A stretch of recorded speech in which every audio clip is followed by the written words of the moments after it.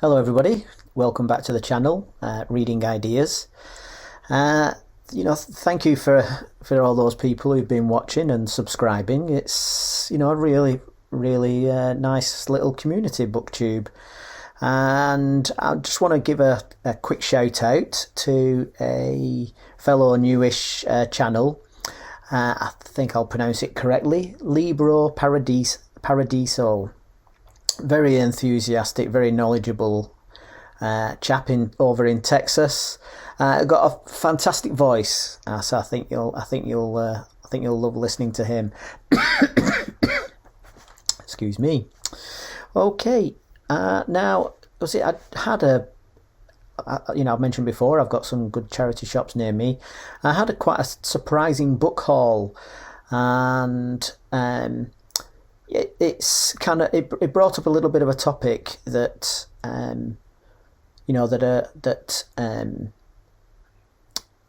it brought up a topic that I wanted to touch on over a couple of videos and over a couple of books.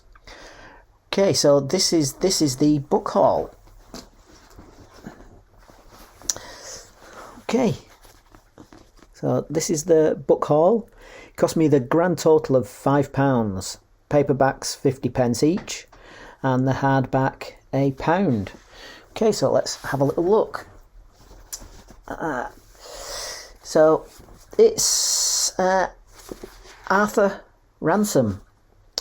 This is his most famous book, Swallows and Amazons. It's been made into a film a couple of times.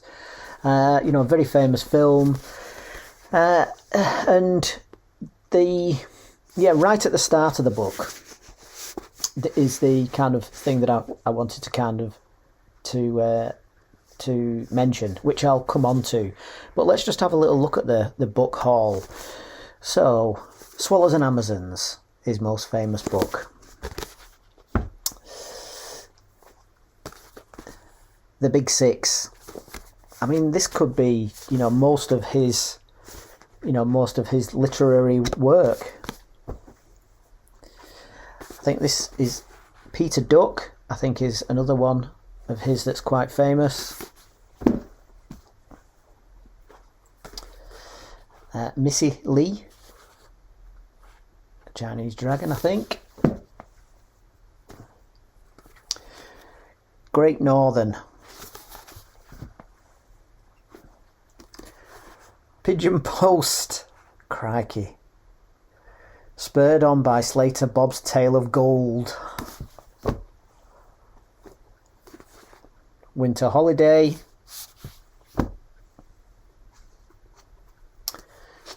Swallowdale. Misjudging attack in the wind, the swallow crashed with a terrible splintering wood on the cruel edges of Pike Rock. The little boat sank rapidly, and the crew, Captain John, Mate Susan, able seaman Titty, and ship's boy Roger, all had to swim for safety. And the hardback one, Winter Holiday, Arthur Ransome, author of Swallowdale, Swallows and Amazons, and Peter Duck. This one's got a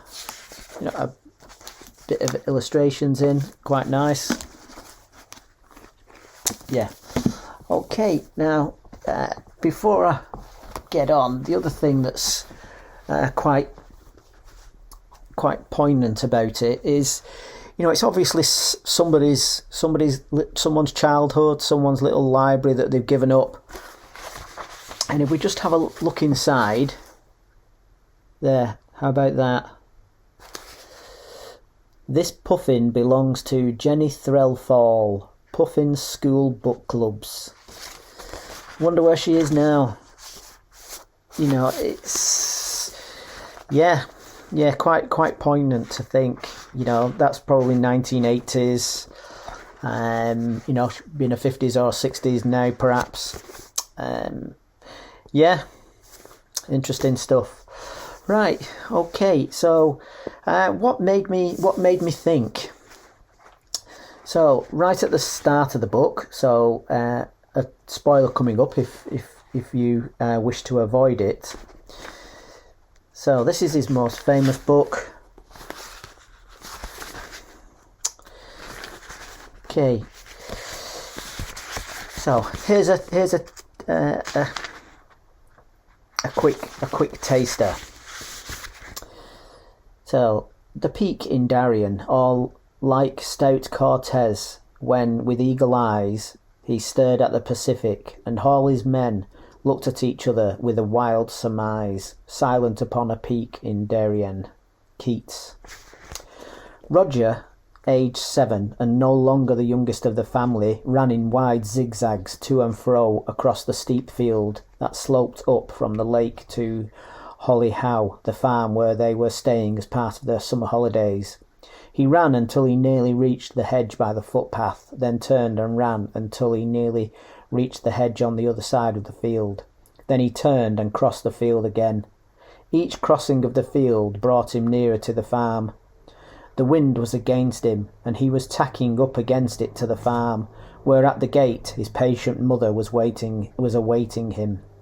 He could not run straight against the wind, because he was a sailing vessel, a tea-clipper, the Cutty Sark. His elder brother John had said only that morning that steamships were just engines in tin boxes. Sail was the thing, and so, though it took rather longer, Roger made his way up the field in broad tacks. When he came near his mother, he saw that she had in her hand a red envelope and a small piece of white paper, a telegram. He knew at once what it was.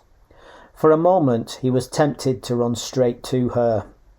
He knew that telegrams came only from his father, and that this one must be the answer to a letter from his mother, and letters from John, Susan, Titty, and himself, all asking the same thing, but asking it in different ways. His own letter had been very short. Please, Daddy, may I too? With love, Roger. Titty's had been much longer even than John's. Susan, though she was older than Titty, had not written a letter of her own. She had put her name with John's at the end of his, so that these two had sent one letter between them. Mother's letter had been the longest of all, but Roger did not know what she had said in it. All the letters had gone together a very long way to his father, whose ship was at Malta, but under orders for Hong Kong, and there in his mother's hand was the red envelope that had brought the answer. For a moment Roger wanted to run straight to her, but sail was the thing, not steam, so he tacked on, heading perhaps a little closer to the wind. At last he headed straight into the wind, moved slower and slower, came to a stop at his mother's side, began to move backwards, and presently brought up with a little jerk, anchored and in harbour. "Is it the answer?" he panted, out of breath, after all that beating up against the wind. "Does he say yes?" Mother smiled and read the telegram aloud. "Better drowned than Duffers. If not Duffers, won't drown." "Does that mean yes?" asked Roger. "I think so." "Does it mean me too?" "Yes, if John and Susan will take you, and if you promise to do whatever they tell you." "Hurrah!" shouted Roger, and capered about, forgetting for a moment that he was a ship and anchored in a quiet harbour. So, if we go back to the start, Roger, aged 7. So, what's happening there is that, Roger, it might be based on Arthur Ransome's childhood. I'd guess it is. So he's 7 years old, and he's, his mum's waiting patiently for him while he pretends to be a sailing ship because they love sailing. He's asking to go away with his brothers and sisters who were, quite young. I don't know how old the oldest is, but probably, will still be a teenager. They're asking to go away in the boat in the Lake District and basically fend for themselves for a few days. And he's 7, and it just kind of made me think about the kind of change in times, change in atmospheres. society really has changed, and gradually changed. So that's what is that a family of 4 children? And if you think back to the Victorian era, it would be 6, 8, 10, 12 children, and families have shrunk, and views of society have changed. Now you probably get done for abandoning your children. They're off by themselves. So it's a different attitude. That attitude right at the start of his most famous book. If they're Duffers and they drown, well, they were Duffers, and if they don't drown, well, they're not Duffers. I mean, what a completely different atmosphere. How that's changed, whether it's changed because society's got richer. There's been in Western Europe, not so much in America. In Western Europe, there's been since the Second World War, there's been the growth of the health service. I'm speaking from England, Great Britain. The country is massively in debt, and I'm not. You can look on this as politics if you like, but I'm talking about in kind of as it in life. The difference between the two parties over here is very, very slim. But the country is massively in debt. And what it's been spent on, 40% of the government budget goes on the health service, 40% goes on pensions and benefits. So that's where it's gone. We've had a massive growth in the in social services, and families have shrunk down.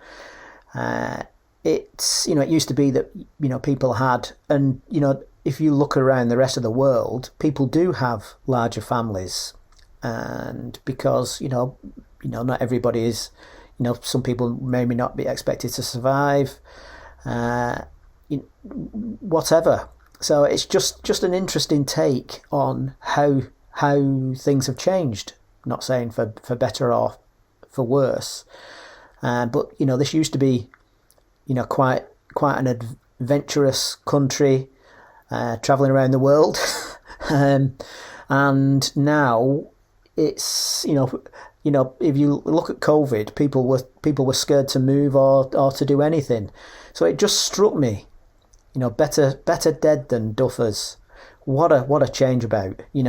Are we now a society where it's better Duffers than dead? Not saying anything's right or wrong, but it's definitely changed, hasn't it? Definitely changed. We're a far more safety conscious society, far less willing to take risks. Yeah, but I think I just might read that, and then if I enjoy it, then I've got those there. So I couldn't resist the book haul, so I'm going to do one or two things. I'm going to give Swallows and Amazons a go. If I like it, well then I'll stick with those.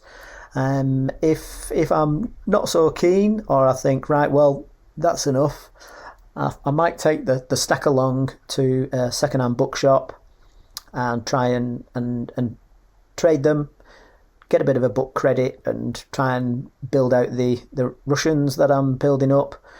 And these can go to a lovely home somewhere. But what an amazing book haul. Yeah, Arthur Ransome, and somebody else's childhood delights there. Hope you're reading something good, everybody. Bye for now.